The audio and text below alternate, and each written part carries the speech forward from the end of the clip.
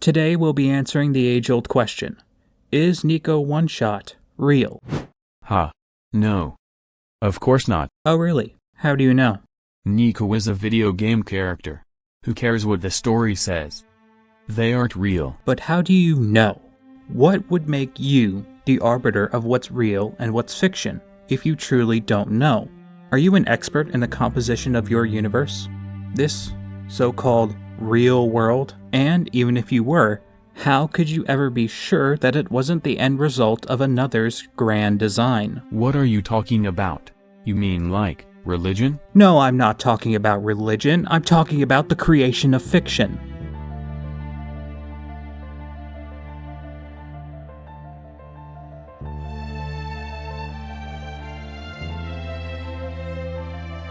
The developers of Oneshot created this narrative. In this narrative, we find the author, a person of great intellect who created the world machine, a separate narrative inside the first, and had the nerve to call it fake because it was made of code, when ultimately, the author is not real himself. What if you are the same? If we so easily create narratives about little cat people and call them fake, then what's to stop a being of higher existence from making a narrative and calling it Earth? Who's to say that right now, as I write this script, there isn't a higher being looking down at me, content that their narrative is being carried out? Well, let's hear it.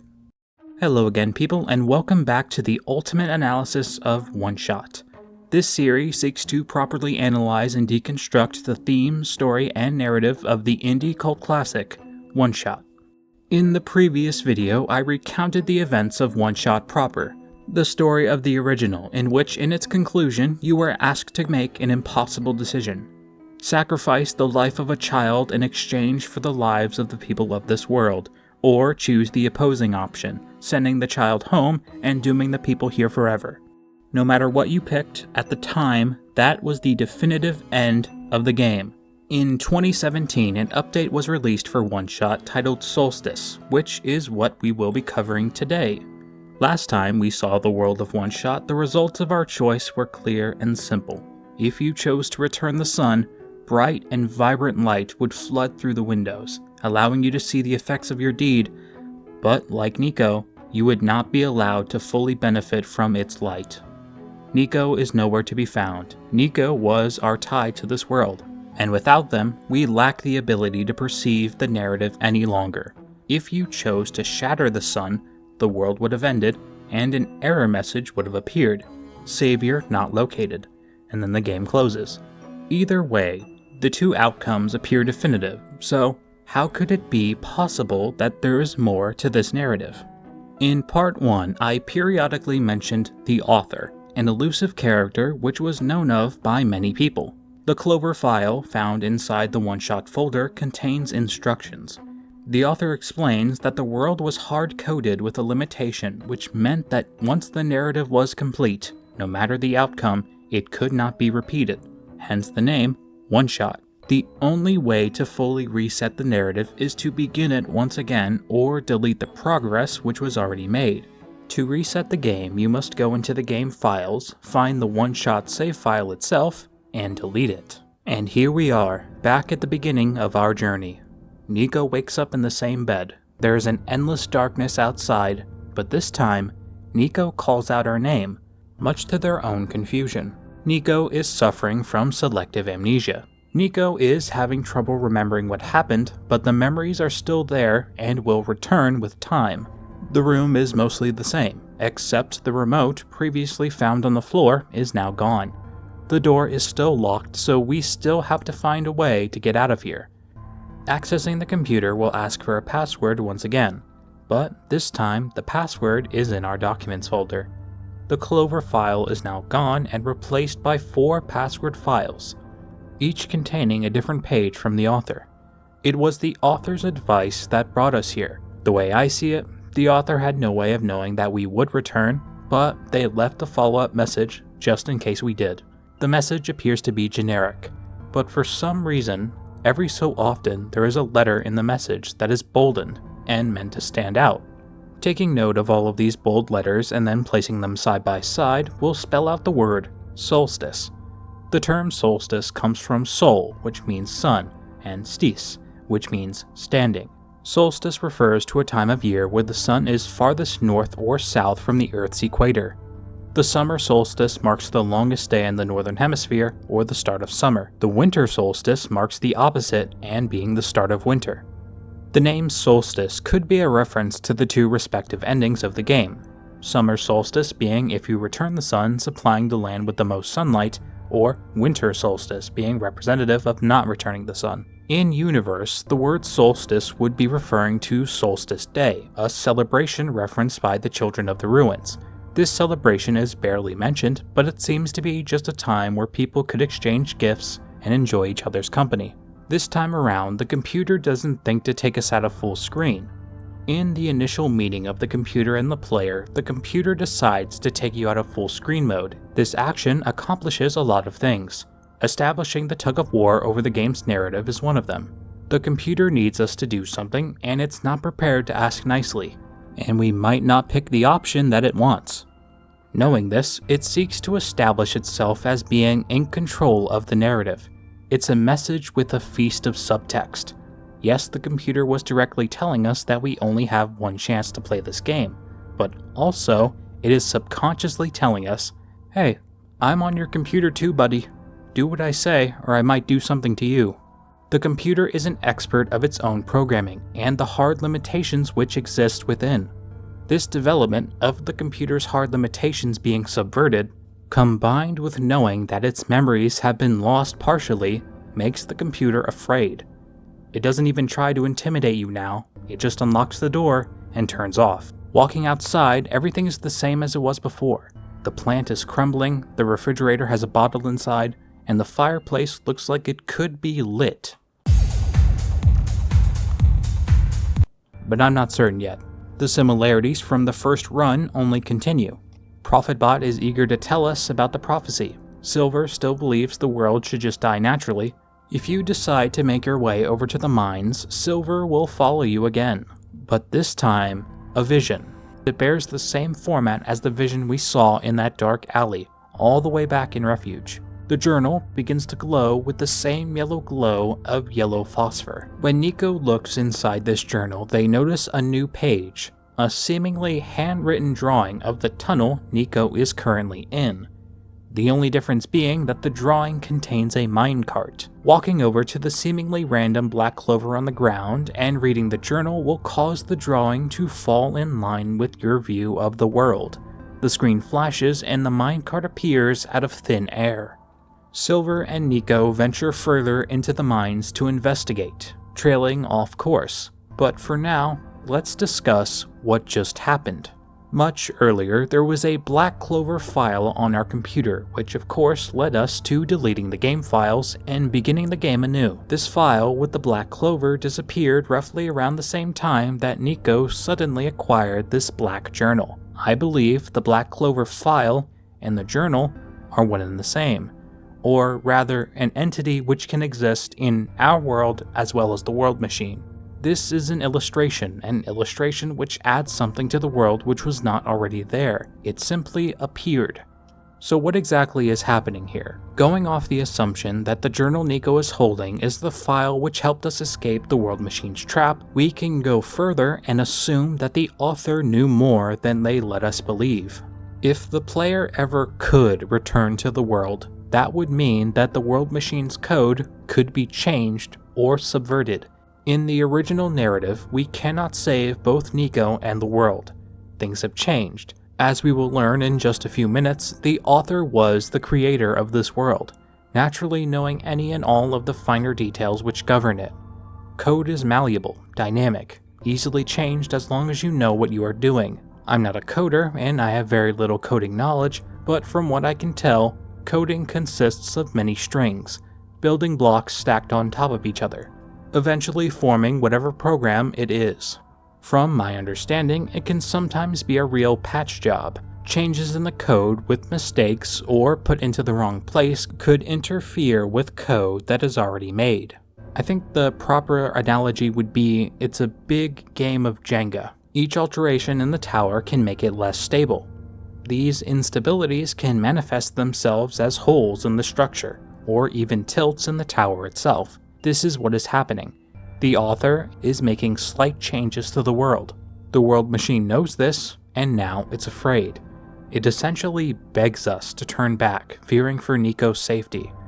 We have gone out of bounds, or rather an area which is inaccessible. Things are changing, and this can and will lead to more alterations in the world machine's code. Prototype was the prototype to Profitbot. When we meet Proto, he is surprised by Niko's presence, but certain of what their presence entails.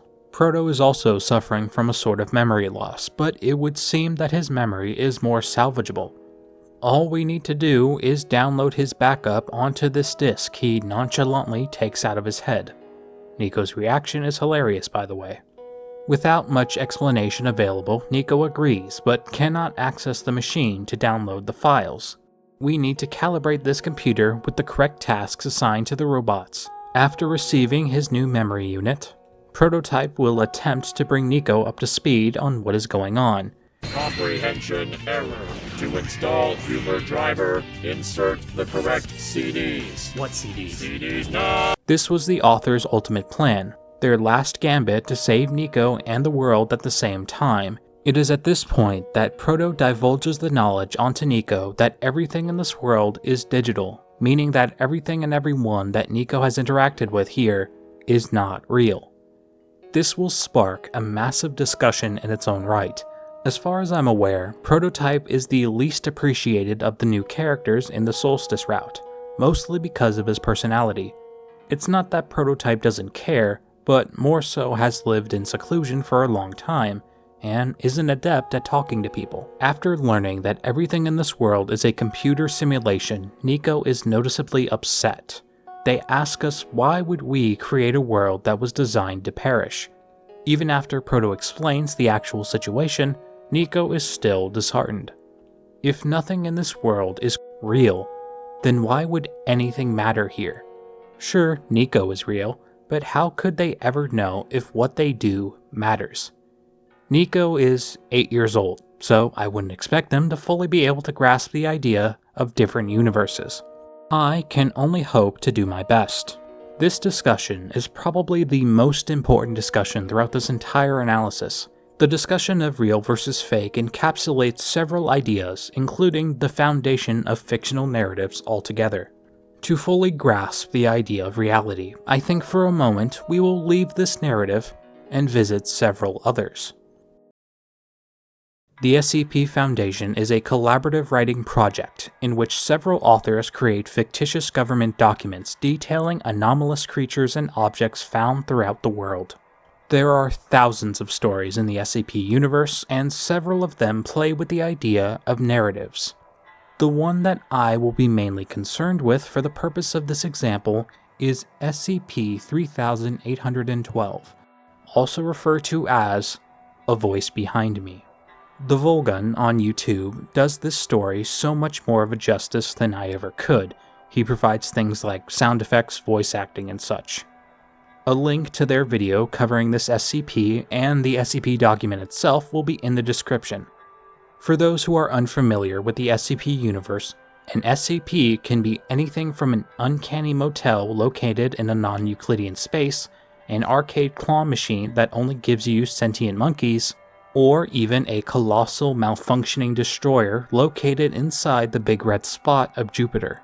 The number of world-bending things that exist in this world is crazy, but all of them pale in comparison to SCP-3812. Sam Howell was a man just like any other, but due to unknown reasons, he died in 1996. By all accounts, his life, or his part in the narrative, was over. Until it wasn't. Sometime after his death, Sam was seen leaving his grave, and then disappearing soon after.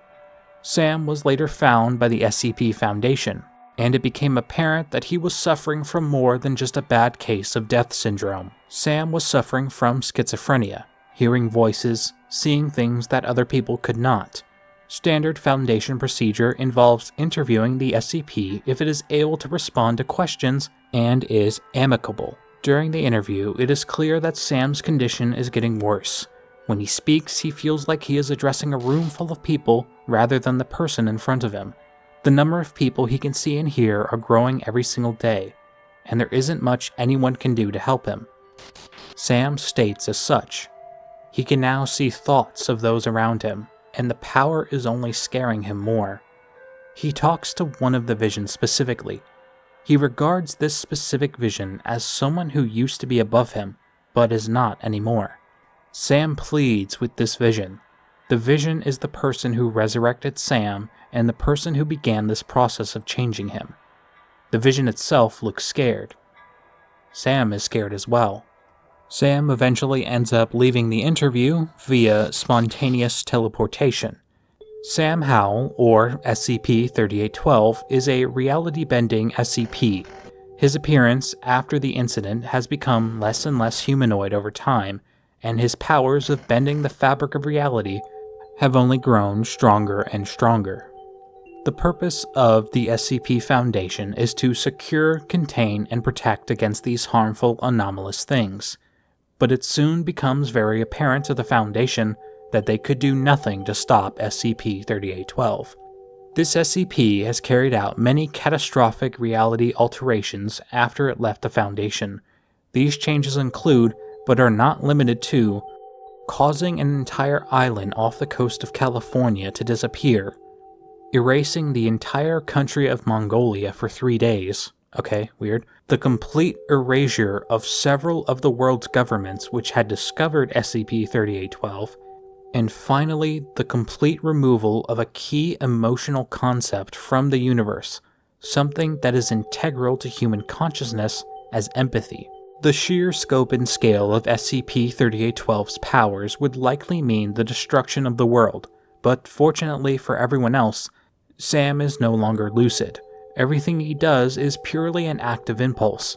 In the document, they talk about these findings on SCP-3812 and how observing it has given them insight as to how their universe works. The strength or measurement of reality in a given area is referred to as a hume. Think for a moment that everything in the universe is covered in a thin layer of sand. It is noticeable and uniform, with only slight deviations in structure. For the most part, the coating is even throughout. This is the baseline of what reality is, or a measurement of one hume. If more sand is ever added to a place in the universe, or taken away, the level of humes is either increased or decreased. When analyzing SCP-3812, they notice that they cannot detect the humes generated by its reality-bending abilities. This could mean several things. For starters, there might be a value of humes that it is generating that is lower than what they thought was possible. Or it is exhibiting a level that is much greater than what they thought was possible. This is made to imply that there are potentially levels of reality that is both above them and below them. From here on, I will be referring to this concept unofficially as the recursive reality structure theory. This theory suggests that our reality is one of several which was built from the reality above it, much like how realities beneath us are created here. These realities can also be referred to as narratives. For example, think about TV shows in our universe, such as Steven Universe or The Simpsons. These TV shows, these narratives, exist inside our reality, and as a result of these things being our creations, we have complete control over what they do and what they experience. Now I would direct your attention to the narratives within these shows. In the world of Steven Universe, we find TV shows like Little Butler, which is a beloved comedy existing purely in the world of Steven Universe, and in The Simpsons, we find a show called Itchy and Scratchy, a comedy about a cartoon cat and mouse. These would be prime examples of recursive narratives, narratives that exist within the narratives which house them. SCP-3812 is no longer affected by the narrative it came from. It can now look above, and it can look down. And the scariest part is, it's still climbing. The question turns to, when does it end? If SCP-3812 is able to supersede its own narrative and beyond, then what will happen? Will it stretch onto infinity? Will it just hit the metaphysical ceiling which stops it from ascending further up the ladder? Not even SCP-3812 knows the answer to this.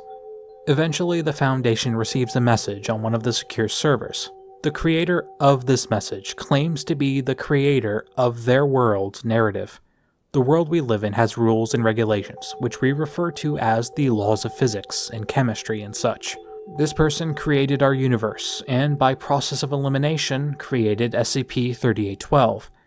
They wanted to make something entirely new, something that could supersede anything before it and beyond. They succeeded, and now they are screwed. Now their creation has already overpowered the creator, and soon it will surpass the creator above them as well.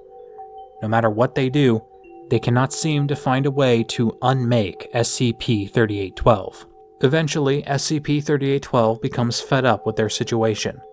The pain, the visions, the endless attacks from their own creator have left him bitter and vengeful. In his anger, and after enough time has passed, he reaches a level of lucidity. In this limited level of clarity, he transforms into a star. It burns hot, causing the world's oceans to boil and disintegrate. He turns toward his creator, ready, willing, and able to surpass and destroy the very force that brought him into existence. Before he does this, he stops. He may be an entity far above his universe now, but there is still a man inside there. Somewhere. He begins to have a conversation with himself. It would appear that his psyche has split into two different parts, and they are currently conversing with each other. He feels abandoned by his creator, and honestly, he was. He will make his creator watch as he destroys his world, and then he plans to destroy all other worlds above him. But before he can do this, his other part stops himself. Does the mountain say to the ant, "You have slighted me"? Does the mountain think anything of the inconvenience of the ant? This analogy directly references the idea of just how far apart the creator and Sam truly were. You would be forgiven for believing the creator of the Narative to be a type of god, and while you would be mostly correct, I think you may be missing the point. The creator of the Narative, we'll just call them Ben, is the mountain, a towering presence that has been a part of the world longer than anyone who would have walked upon it. The ant is obviously Sam, sporting a level of knowledge and history of equal caliber. Ben is not a god in a typical sense. He controls everything within the Narative, and is the grand architect of everything that happens within. We can manipulate things in our own scale, throwing a rock, for instance. Someone like Ben can manipulate the Narative in such a way that the rock never existed in the first place. How could the higher being even begin to mine the existence of something that small by comparison to them? You may think that in saying this, I am defending Sam's creator, and believe me, I am not. But, as mentioned by the peaceful voice, do you not think his Narative led him to create us? This is the underlying truth of the recursive universe structure. Every being who is a creator of narratives looks below and basks in their own creation, totally unaware that it was the actions of their own creator which led them to make it. An endless tower of narrative, each bound by the rules laid out by those of the previous narrative, cascading down until creation is just a myth. Sam eventually reaches a compromise with himself. Perhaps my favorite quote from the entire document. "We may have forgotten so much about being human, but something we will never lose is our ability to change. Eventually, we will learn to keep up. One sunny day we will open our eyes and see nothing but creation below us, and nothing above us but ourselves, spinning out wildly in the great above. What an existence that must be, to be the one and only entity to transcend existence itself, to witness and understand every narrative before and after you."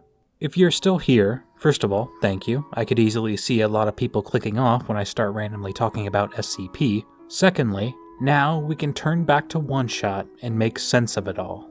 When I heard about this SCP for the first time, the only thing I could think of was Oneshot. Oneshot is a narrative created by Night Margin, Eliza Velasquez, and Michael Shirt, each of them having variable levels of contribution to the creation, but creators nonetheless. Inside this narrative lies the author, a character that is just as bound to his own narrative as much as a character like Prophetbot is. We live in our universe, and are bound by the laws that embody the narrative, just like the author. Yes, we have a greater level of freedom when it comes to what we know and what we can do, but that is simply because we exist in a greater narrative. Within the video game known as Oneshot, we, the player, are referred to as God in this story because we have an equal level of power to that of Ben in regards to Sam's universe. We can make the game, and if you have enough coding knowledge, you can change the game altogether. You can change the story, delete characters, make it so they never existed. You can add in your own characters. This world is malleable to us because it exists as a narrative that is below ours. We can unmake the world of Oneshot in a few simple clicks. No wonder they call us God. I should probably make sure that my point is clear. What I am talking about is not religion. The term God is just the only term that is universally known that is the most fitting. If there is truly a God of our world, they would have an exact same level of power over this universe we inhabit as we have over the Oneshot universe. They would be completely unaffected by the world as we know it and capable of an unfathomable amount of changes if they saw fit. No earthly religion has ever described a being that powerful before, and that is because our understanding of what a god truly is bound by our human understanding of the universe. Silver, Prototype, and Niko all make contact with each other. However, before they can leave, the tunnel begins to collapse, so now the three of them have to escape. Prototype has kept a secret exit here, although he admitted he wasn't strong enough to move it himself. Before they can leave, however, the tunnel partially collapses, forcing Silver to stay behind and stopping the tunnel from collapsing completely. The same unfortunately happens to Proto, but he is able to give Niko his backup disk before sending Niko off. Almost alone and completely unsure of what their purpose is, all Niko can do is cling to the light bulb while the minecart stretches on. Hello everyone, I thought I would try out some intermissions again. These will be sections where we talk about things that are more adjacent to Oneshot rather than directly involved. For the first intermission, we will talk about the most up-to-date piece of Oneshot content released. Oneshot, the PANCAKE episode. This is a small interactive recipe for the hazelnut pancakes mentioned by Niko in Refuge. This was made in celebration for Oneshot's 10th anniversary. In Oneshot, the pancake episode, we find Ling working in his cafe as usual, here to share a special recipe with us. Getting some expert advice from the expert pancake enjoyer themselves, Niko!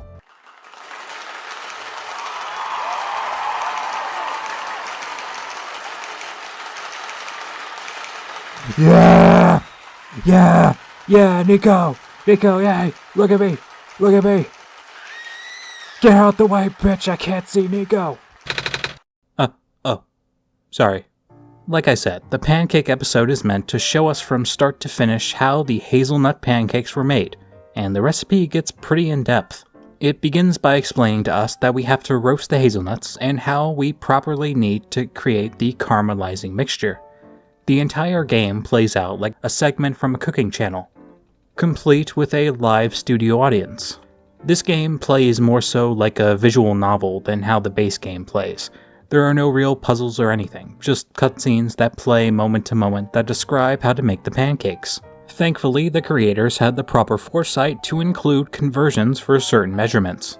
Ling uses a scale every time he cooks, so they need a little help from Prototype to do the conversions, much to his own dismay. Prototype does what he can, but his conversion abilities are limited. He unfortunately doesn't know that a kilogram of steel is obviously heavier than a kilogram of feathers. Got a question for you. What's heavier, a kilogram of steel or a kilogram of feathers? That's right, it's a kilogram of steel, because steel is heavier than feathers. What do you mean? They're both a kilogram. But steel's heavier than feathers. It doesn't prove anything. Steel's heavier than feathers.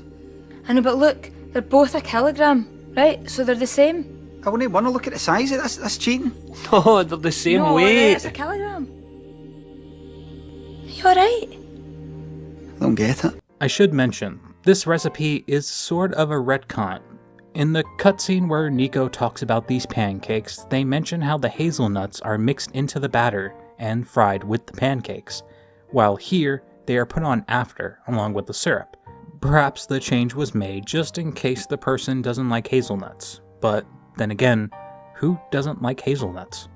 After the pancakes are done, Alula and the lamplighter show up, and now Alula wants to share one of her recipes. The lamplighter chooses to tag along, mostly because he's just here to get his daily dose of coffee. Alula shows us her extra special recipe of smoked fish, yogurt, and sesame seed toast. Maybe it's just because I'm not a fan of yogurt, or salmon, or sesame seeds, but I think I'll pass. Maybe the lamplighter can show us a better, more appealing recipe. You know, it's good to see Niko and everyone again. Not just to get a fun pancake recipe, but in general. It's interesting to see how a developer comes back and writes for their characters many years later. With the way Niko talks, it just feels like they've grown older, more confident. You can tell by the way Niko talks, a lot of the writing was heavily influenced by the memes. But you can tell that they have a clear view of who they want Niko to be. Obviously, this episode isn't canon, so what happens here really doesn't matter in the grand scheme of One Shot, but that doesn't mean we can't analyze it all the same. Towards the end, almost everybody shows up for a big party to celebrate One Shot's 10th anniversary. The anniversary was specifically for the original One Shot release, and several characters jokingly reference the fact that they weren't there in the original release. This level of fourth wall breaking may seem like it's normal, but not to this scale. A lot of this makes me think about the relationship between the author and their creation. When I say the author, I'm not talking about the character of the same name. I'm talking mainly about the developers, the actual author of One Shot and its story. Remember when I said earlier that because One Shot exists in our universe, we essentially have full control over what happens in it? For this particular narrative, the characters have returned and were also granted the knowledge of events they literally did not see, because they didn't exist.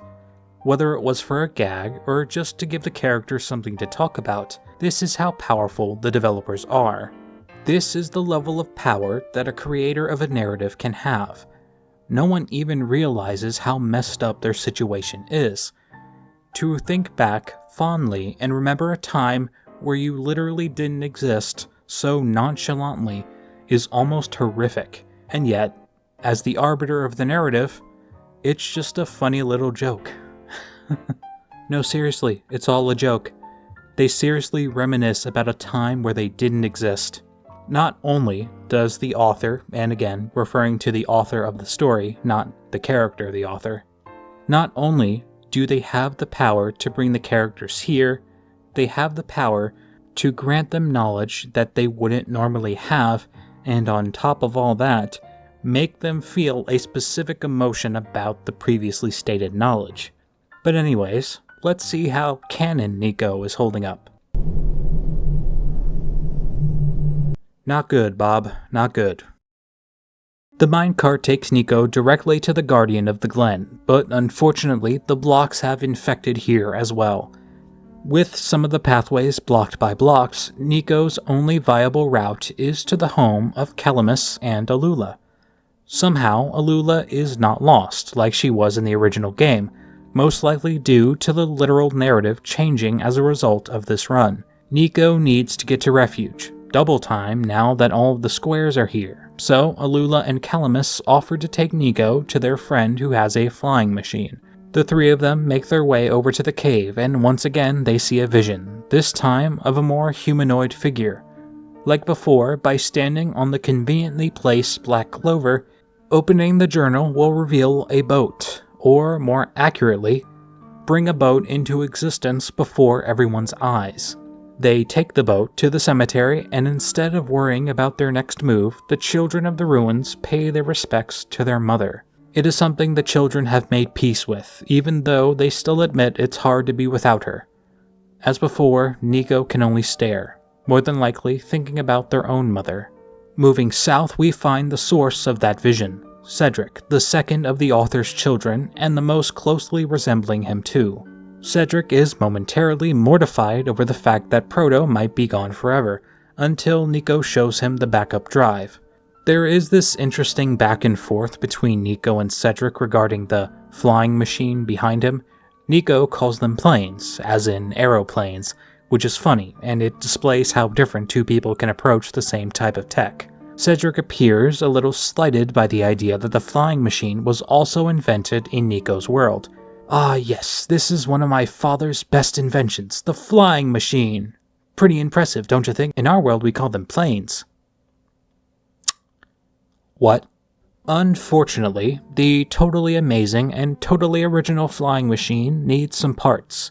We need a battery and a gear to repair it. On our way to the village, we find Maze, much worse off than when we found her in the first run.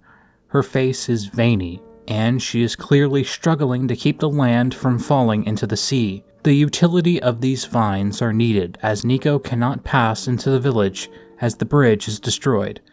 Maze obliges without even second-guessing. Without any fear, she uses the last of her strength to extend her vines to complete the bridge. Moving into the village remains, we can see that there are several vines that were stretched out to hold the land in place. Talking to one of the villagers, they remark how lucky they are to have these vines, thankful for the plant spirit that has been watching over them. Niko decides to spare them the knowledge that they are now on their own. Magpie gives us the music box just fine, plenty of gears inside. The battery, however, is another story. The only electric power source viable to help us is the battery pack at the research station. I couldn't figure out how to get footage of this, but supposedly you can also get the power supply from the Barrens and use that instead. I'm not sure how you would get the code for the safe if you did that, but oh well. The clear theme of the Glen is sacrifice. Now, more than ever, we see examples of people sacrificing their own safety for that of others.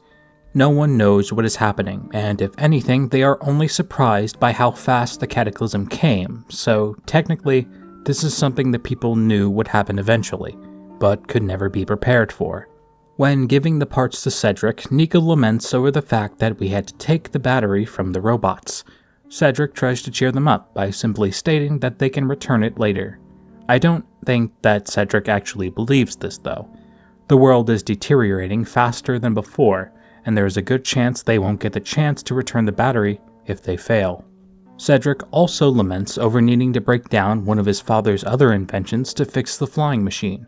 While the plane is being repaired, Niko has time to get some answers regarding the state of the world. While Niko is still burdened with the actuality of being the only real person here, Cedric simply tells Niko not to worry. Cedric is a very confident character, especially when it comes to his father's plan and his inventions. This entire world and the plan to save it relies on one of his father's many plans succeeding without fail. This is more than likely one of the reasons why Cedric is so confident that this will work. The actual question of whether or not he is real doesn't concern him as much. Despite this, he still wants to give Niko a sense of comfort for the time being. He admits he isn't as equipped to explain things as Rue, the child of the author waiting for them in Refuge. Still, he tries his best. Cedric explains in a roundabout way that the author is not just an exploring adventurer, but instead was the author of the entire world itself. A writer of books, yes, but also a writer of code. A writer of the world's narrative. The world machine, as it is referred to, is the operating system that we have used to access the program known as Oneshot. This program had several requirements before it could become active. Niko's conscious mind is one of them. Now that the plane is fixed, Now we can make it to Refuge. Alula and Calamus have some troubling news, however. The squares have accelerated and the way back is now blocked off. The plane can only carry 2 people, so unfortunately Calamus and Alula need to stay in the Glen. The promise to come back and pick them up is made, but unfortunately that promise will not be able to be kept. The plane is disabled in seemingly a deliberate attack against Cedric. While convenient that this attack happened only moments after they landed, their task is still difficult. Cedric and Niko will now have to split up, Cedric making a beeline for the lab to replace Prototype, and Niko is given the task of finding Rue. Walking out onto the catwalk, we find the lamplighter in the same predicament as before. The elevator doesn't work, and worse, the parts that we need are located inside the apartments, which are currently blocked off by the squares. This time around, the lamplighter appears to be even more stressed than before, citing that everyone is counting on him to get the elevator working. Because of the square's presence in the West apartments, every NPC we saw in them previously is now taking refuge inside the cafe. There is a backup elevator unknown to the lamplighter in the room with the clock. Before, this room was strictly designed to count down, and upon its conclusion would show a hidden scene. In this scene, you would play as Rue, and the ultimate purpose of this scene was to set up the Solstice update.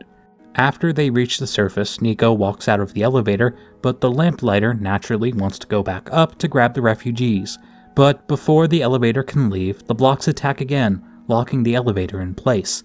The lamplighter is okay, but they are effectively trapped inside the elevator. Niko has no choice but to move on. Right as we arrive to the lab, we can hear Kip attempting to stop Cedric from entering the lab. The lab was more than likely already unstable from the blocks, so she was naturally worried the lab would collapse, which it does. Kip and Niko retreat to the library, which is also being used as a shelter. George walks out of their office almost immediately, and strangely, this version of George is different from the one in my first playthrough. And I was almost certain that the version was supposed to be the same in both runs. Now I should mention I have only ever played One-Shot once before, so I'm probably wrong. With the loss of her lab and witness to the destruction of Refuge, I think Kip is feeling a bit guilty. Niko's lament over Cedric reminds her of Silver. Let the world die naturally. No one should have to bear that burden. This statement more than likely comes from a conversation that happened during Silver's taming process. Consciousness would lead to new ideas, and stress would lead to empathy for those who were suffering from misfortune. Silver and Kip knew the circumstances of the prophecy, or at least knew the challenges one would face should a Messiah ever arrive. These thoughts only grew after Silver saw just how young Niko was, but Kip never shared the sentiment until now. She regards herself and the people of this world as selfish, and trusting a complete stranger, let alone a child, with the fate of her world is just unfair. Hardship and tragedy are normal everyday occurrences to them, but to take someone from their home to then ask them to save yours is a level of selfishness that would make anyone pessimistic. Kip apologizes to Niko, regretful over dragging them into their dying world, only to see it quickly fall apart before the Messiah even has a chance to save it. Effectively, they have brought them there for no reason. Because of this guilt, Kip and George refuse to let Niko leave, fearing for their safety. They believe the best thing to do now is to let the quakes and the blocks stabilize before they try to leave. As you could probably guess, Niko doesn't believe it will stabilize and needs to leave right now. For the first time, in what seems like forever, Niko finally speaks their mind about the circumstances of their situation. The dialogue changes slightly depending on what you chose at the end of your first run, but the sentiment does not. Niko lays it all out. Their initial desire to get home, being brought back despite their job being done. They now remember most of the events of what happened before, and above all, they remember the plight of the people here, the despair, anguish, and desperation of living in a world without natural light. They now remember the choice. If you return the sun, Niko explains that they did it without a second thought. If you told Niko to break the sun, they explained how uncertain they felt. The choice at this moment is irrelevant, and I don't want anyone to think they were wrong for picking a specific choice. All things considered, Niko's desires are more than clear. They can't just sit by and let the world die naturally. They won't let those around them, even God themselves, make decisions for them. They want to stay and help these people because it's the right thing to do, no matter the outcome. Niko isn't afraid anymore. Echoing the words spoken by Maze, they seek to emulate the bravery, hope, and conviction that one day the sun will shine upon this world, no matter how real or fake it appears to be. Tears in their eyes, they ask to leave, which the two geniuses oblige. They can't go with Niko, they wouldn't know what to do anyway. With a goodbye, Niko sets off to the place in which they were asked to return. Inside the dark recesses of this alley, Niko finds a familiar scene, a room with a single tree. There appears to be a light shining down from the sky, as well as normal green leaves affixed to this tree. This tree is different from anything else found in the world. Rue immediately walks out to greet Niko, and they set off for the clock room. But, even though this game glosses over this room, I want to talk about it now. I purposefully chose not to talk about this room in part 1, mostly because the game glosses over it. Even now, in this moment, where this is the last we will see this tree, they also gloss over it. There is no explanation. Niko can't even interact with it. It's just a tree. While the origins of this tree will remain a mystery, I have a lot to say in regards to it, both here in this video and in the future. I won't go into detail about this now, but I will have a lot more to say about this tree in about, maybe like 5 months or so, give or take. For now, let's talk about my initial interpretations. The presence of this tree was a contradiction to everything we were told thus far. The sunlight and the green leaves, they kinda just throw off the whole post-apocalyptic vibe, don't they? With the added knowledge that this world is made of code, the how is the easiest to understand. It makes complete sense that this tree could be here. This is Rue's hiding spot, a place she needs to wait until the Messiah arrives. A dark alleyway would be terrible scenery, so the author gave her a tree to sit behind. It didn't make up for the world being gone, but it was like Rue's own little piece of heaven. Speaking of heaven, if you are familiar with religious stories, you would remember the Tree of Knowledge.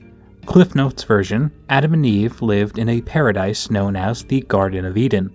Their God demanded that they never touch the fruit of the tree, and of course, they did. In eating the fruit, they became aware, or they are filled with forbidden knowledge of sin. This story is mostly told and retold as a cautionary tale about how you must not give in to temptation or something like that. The whole tree itself is made to represent forbidden knowledge that people were not supposed to have. Knowledge only understood by God, and I believe this understanding fits the tree perfectly. Imagine the shock of one of the world's residents should they ever accidentally enter this area. They would be either driven to insanity, or so enamored that they would never want to leave. They live in a world of darkness, and they found the last tree, and there's also sunlight piercing through the sky. The discovery of this tree and the impossible nature of it from their perspective would almost surely tip them off that the world they lived in was not real. Think of the information that this world is made of code as the forbidden knowledge. Technically, this knowledge is forbidden from the people of this world, and this tree, Rue's hiding spot, is a representation of such. I neglected to mention this in part 1, but if you return to this place and you are not doing a Solstice run, the dialogue between Niko and Rue changes. During a non-Solstice run, Niko has no idea who Cedric and Prototype are, so they are completely confused when Rue talks about the others. On the third try, Niko tells Rue their name, and as a result, this information is saved for when you finally do a Solstice run. If Rue knows Niko's name, then Cedric and Proto will refer to them using it instead of their usual dialogue. On the way to the clock room, you can go back to the elevator which you used to take down. Unfortunately, the blocks are still preventing the lamplighter from escaping. Niko calls out to see if they are okay, and there is no response. Niko gives a frown, understanding what has happened. Upon their arrival, Niko explains that Proto and Cedric couldn't make it. The last time Niko saw them, Cedric was running into a building which collapsed soon after. With this knowledge, Rue is certain. That's it. There is no longer a chance to save the world.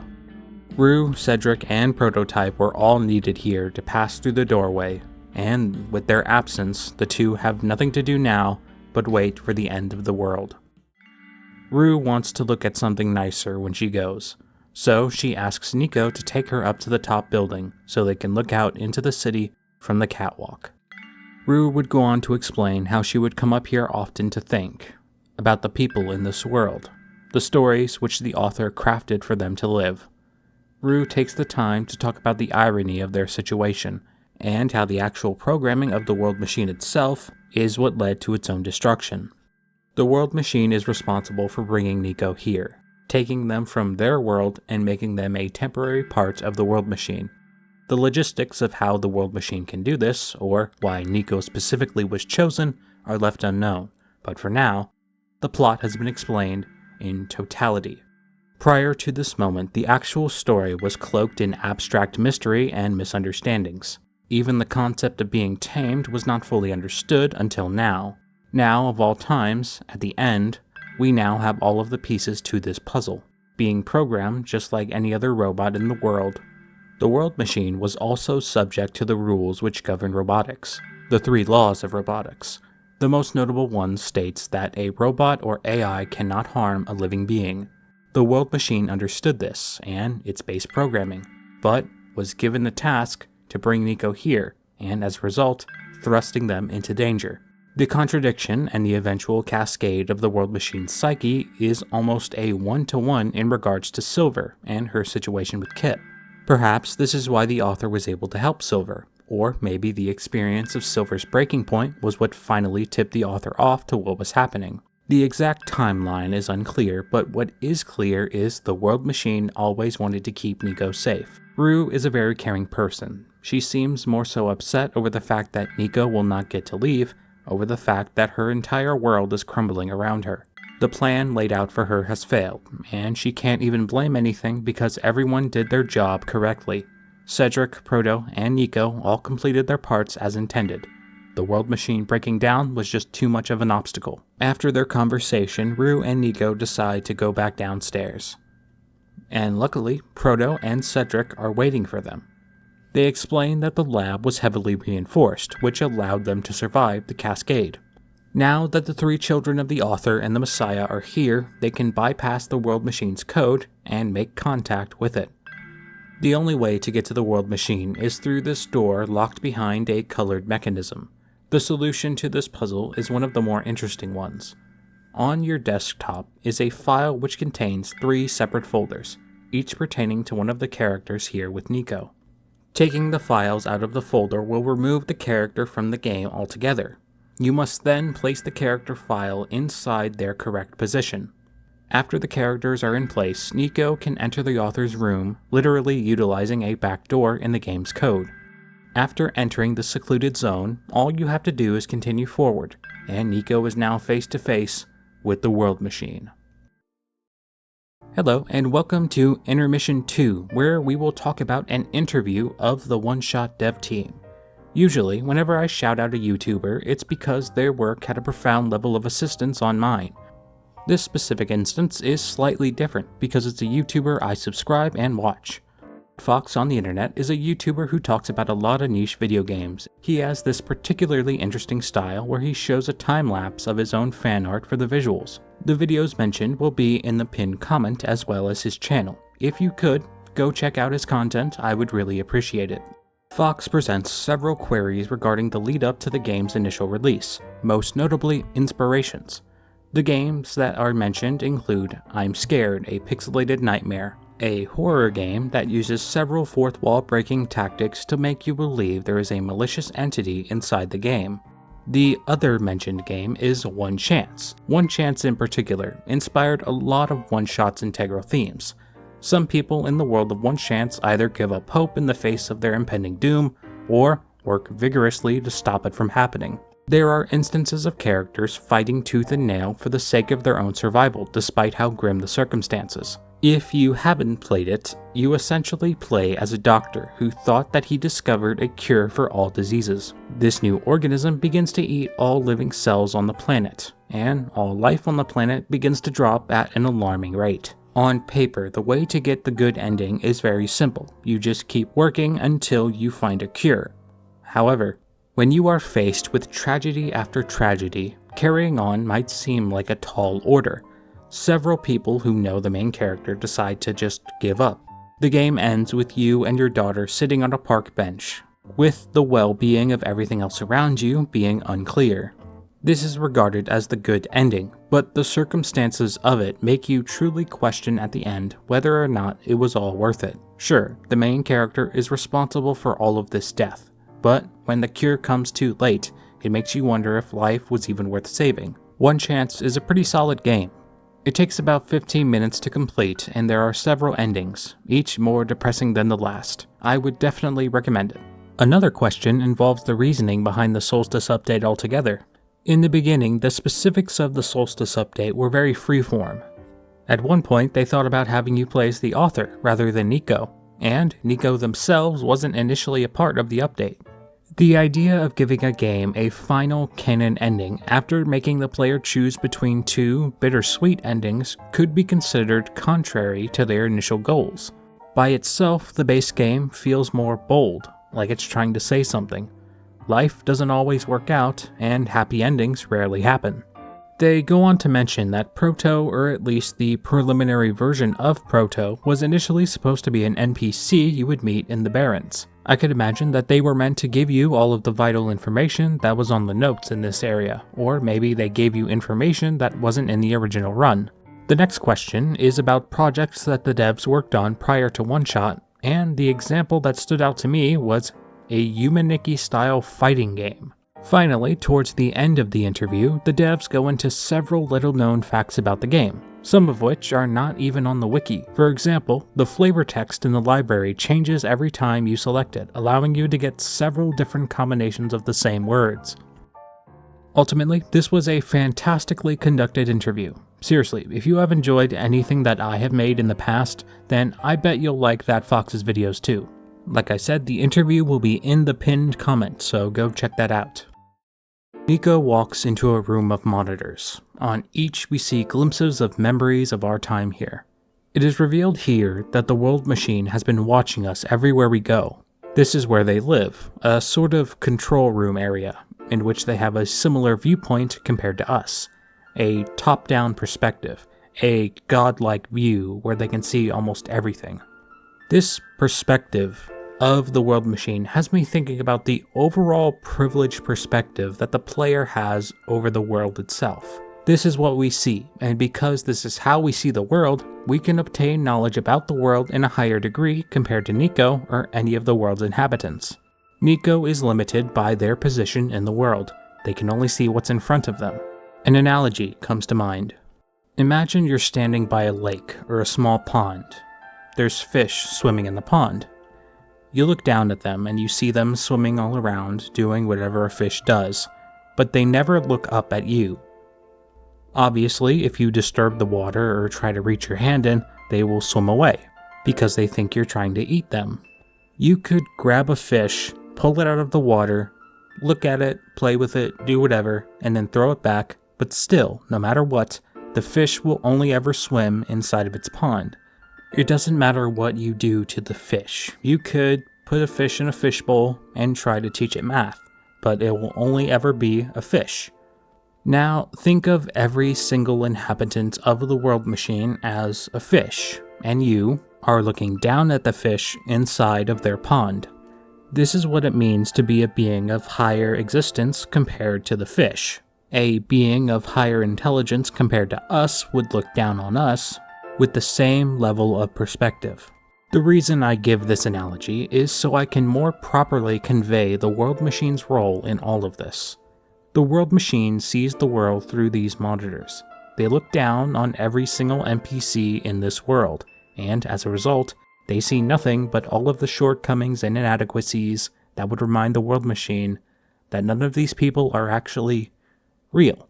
This is the belief that we know that they have held since the moment we've met them. Alongside this privileged view of the world, they also possess a profound level of power. With the power the world machine has over this world and their privileged perspective on the world's inhabitants, it's no wonder they adopted this view. The guise of reality is working as intended, and these people are confident in their belief that they exist. I believe it's Niko's perspective throughout their journey which allows them to see past that altogether. Niko and the World Machine trade ideals. They challenge each other's understanding as they have come to realize it. Niko cites the actions of the NPCs, Kip's reaction, Silver's reaction, and the siblings. Every action they have taken lies outside of their original programming. The people here are acting in ways they were never intended to according to their original narrative, and yet, here we are. This information would insinuate that even robotic inhabitants like Silver can and have possessed an individual mind. It only now comes to mind that the World Machine doesn't even have a decided form. It uses Niko's reflection to talk to them because they don't have a form themselves. Individuality is the foundation of identity. So, how could the World Machine begin to understand who these people are if they don't even understand who they are? It's no wonder the World Machine saw Niko's life as more important than everyone else's, including itself. The only way to remove the World Machine from their pessimistic disregard is to prove to them that they are real, they are tamed, they have thoughts and feelings, they have dreams. The instructions and instincts predetermined by their creator are a natural part of themselves, but this programming does not dominate their destiny. The similarities between the World Machine and SCP-3812 are even more apparent as of now. No matter what happens to them, they will never lose the ability to change, to better themselves, to put themselves back together. Every single alteration, or break in narrative, has led to these blocks forming. If the World Machine realizes that it can change itself, that means it can fix itself as well. And with this new patch, the golden ending can be realized. Everyone can get what they want. The process begins to work. All of the mistakes and the self-destructive blemishes begin to disappear. As Niko walks down the credits, they have a chance to meet up with their fallen friends along the way, each more confused than the last. Niko is of course equally confused, but we are there to let them know that everything will be okay, just like we always have. Through their words, Niko proved to the World Machine that it can change for the better. After Niko reaches the bottom of the credits, they find themselves at the summit of the tower one final time. Walking over to the window will make Niko remark once again about how small the world appears to be, and strangely, this time that phrase has a whole new meaning, given what Niko knows now. Niko adorns the light back into its housing, as light fills the screen once again. The light travels all across the world, rectifying the blemishes that were inflicted due to the World Machine fighting against this change. Now there is no choice, there is no trade, there is just the end. We have arrived at the end. All things come to an end, whether it be a journey, a conversation, or something more impactful. No matter how long something can last, all things come to an end. Niko has been here with us from the moment we entered this world. We have formed this relationship with them as we would any character in a story that has engaged us. Whenever a story ends and the characters we love stop performing for us, it can be upsetting, depending on just how much you enjoyed the narrative. It can leave us wanting more. For me, I don't want anything from Niko, but still sad to say goodbye. Never has a story made me feel so distraught upon its conclusion before. I know it's a meme and everything, like, oh my god, I cry every time and such, but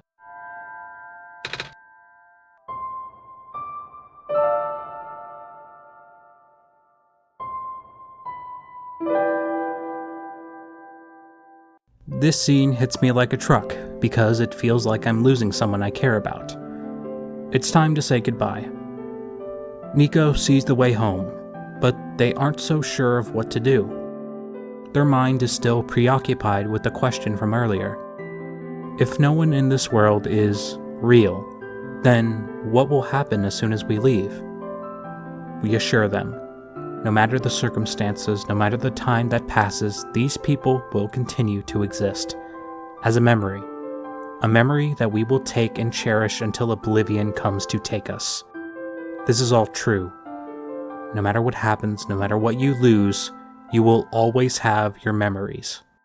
Niko promises to always remember us, and we respond in kind. Niko walks across our desktop, downward, more than likely passing back down into their own plane of existence.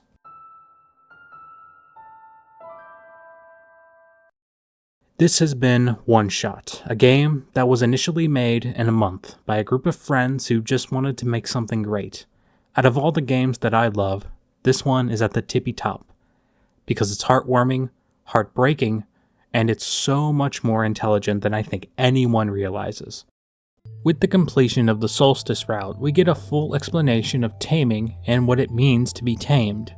The handling of sentient robots in Oneshot has always been interesting to me, as it avoids the concept of robots rising up and rebelling against their human oppressors altogether, and instead makes the primary point of contention in the awakening of the robot itself. The journey of becoming tamed is a challenge for the robot in question. From what we can see, the process of taming a robot is not looked down upon, but even encouraged despite its known risks. The primary example of this would be the girl found in one of the apartments. Her robot is not much for conversation because it is not tamed, but the girl explains that if she tries hard enough, the robot will become tamed one day. The challenge lies within the taming process itself. Sentience is not something a robot can typically achieve on its own. Taming is a process that takes time, dedication, and above all, compassion from a living person. Taming is obviously known more as an animal term. A wild animal can be tamed. More agreeable behaviors can be reinforced. Taming is handled drastically different in Oneshot's example compared to what it means to us. Humans have been taming animals for centuries, and as a result, the power dynamic between us and the animals we tame has been unequal. The definition of taming, as we know it, is to domesticate, or make something easier to control. Very different from how it's used in Oneshot. If a robot is to be considered tamed, then they have free will and are infinitely more difficult to control compared to one that is not. If anything, ProfitBot would fall under the understood definition of tamed when compared to prototype, and yet, the opposite is true. Why is this concept so backwards in this context? The initial reason could simply be that being tamed is a slang term. We say cool, but we aren't talking about the temperature or something like that. Knowing this, we could use the idea of taming in the context of Oneshot to better understand the culture of the world it was meant to emulate. If taming in Oneshot's world means to give them compassion, make them feel like they are loved, and give them consciousness, then maybe the world of Oneshot did not have animals in the same way that we do. Rue is a fox, and yet she is considered on the same level as Proto and Cedric. I think that the concept of taming from their perspective not only involves robots and animals, but it was done so with an even power dynamic. The people of Oneshot's universe did not see animals as below them, lesser beings that could be controlled to fit their needs. The culture there, when interacting with wildlife, is completely different than our own.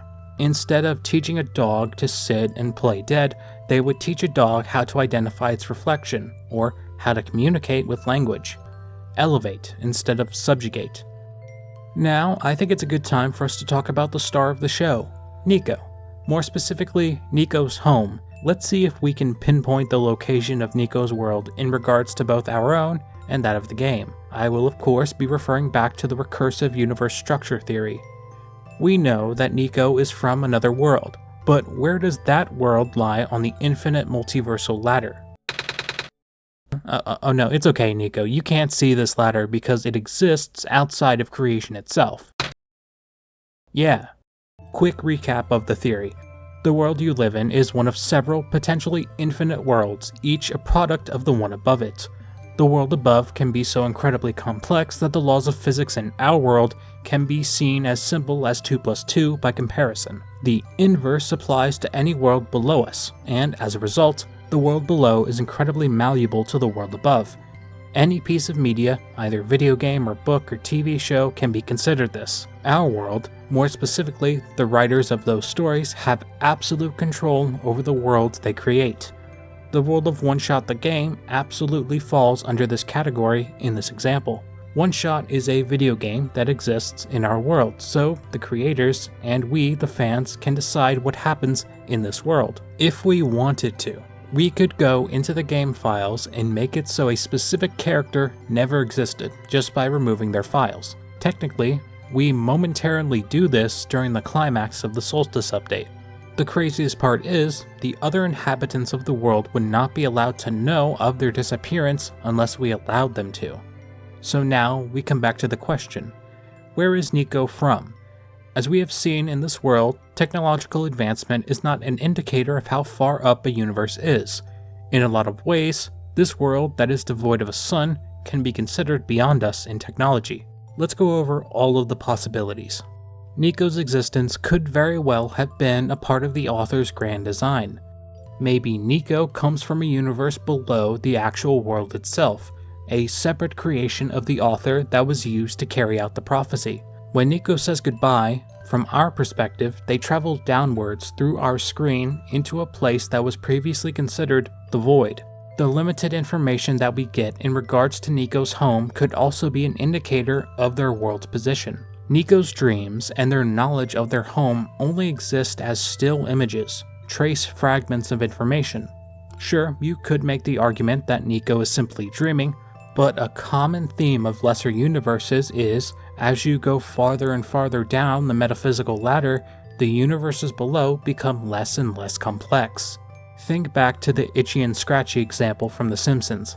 Every episode is a simple slapstick comedy gag, and The Simpsons seem to eat it up.